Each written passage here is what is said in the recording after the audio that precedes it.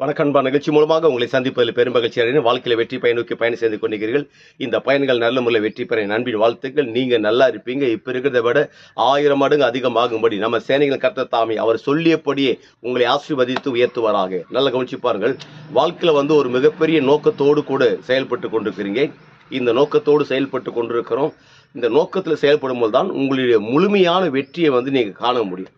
இப்போ முழுமையான வெற்றியை நீங்கள் இந்த உலகத்தில் காண வேண்டும் என்றால் ஒரு சின்ன சின்ன விஷயங்களை பாருங்கள். உங்களுக்குள்ள இருக்கிற அந்த நம்பிக்கையும் அந்த விசுவாசத்தை மாத்திரம் ஒரு நாளும் டவுன் பண்ணாதீங்க.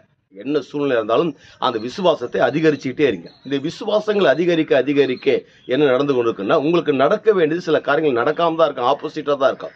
அப்படி நடக்காத போது என்ன உண்டான எமோஷன் உண்டாகும், கோபங்கள் அதிகரிக்கும்.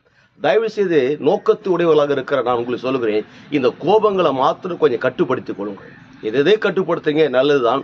ஆனால் இதை கட்டுப்படுத்தலாம் லைஃபே வேஸ்ட்டாக போயிடும், வாழ்க்கையை பாதிச்சிடும். அதில் தயவுசெய்து கோபத்தை மட்டும் நம்ம ஸ்டாப் பண்ணிட்டோம்னா, கோபத்தை மட்டும் கொஞ்சமாக குறைச்சிட்டீங்கன்னா, இதில் இந்த கோபம் குறையும் பொழுது ஒரு நிதானம் உண்டாகும். பார்த்தீங்களா, ஒரு பொறுமை உண்டாகும், ஒரு சைலண்ட் உண்டாகும். தெரியுமா, இந்த சைலண்ட் பொறுமை எங்கே உண்டாகுனா, உங்களுக்கு விரோதமாக அநேகர் எழும்பும் போது, உங்களுக்கு விரோதமாக சூழ்நிலைகள் எழும்பும் போது, உங்கள் சரீரத்திற்கு விரோதமாக வியாதிகளும், உங்கள் பொருளாதாரத்துடைய நெருக்கடிகள், கடன்கள், அவைகள் இவைகள், உங்களுக்கு விரோதமாக எழும்புகிற மனுஷருடைய எண்ணிக்கைகளை எல்லாமே அதிகரிக்கும் போது, உங்களுக்கு பொறுமையும் சைலண்ட் நேரத்தில் இருக்கும்போது உங்கள் மனது அவ்வளோ சமாதானமாக இருக்கும். இந்த சமாதானமாக இருக்கிற நேரம் தான் உங்களுக்குள்ள இருக்கிற அந்த நாலேஜ், நீங்கள் கற்றுக்கொண்ட அறிவு பிரமாதமாக வேலை செய்யும்.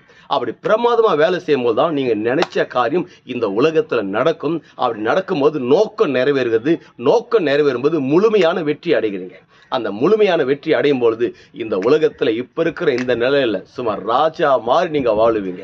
அப்படி மகாராணி மாதிரி நீங்கள் வாழுவீங்க. அப்படி வாழும்போது என்ன நடக்குது, ஒட்டுமொத்த உலக நாடுகளுக்கு நாம் ஆண்டவர் இயேசு கிறிஸ்து உங்களை கடன் கொடுக்கும்படியாக வைக்கிறார். நீங்கள் வற்றாத நீரூற்றை போல் இருப்பாய் என்று சொல்லி உங்களிருந்து விடைபெறுகிறேன்.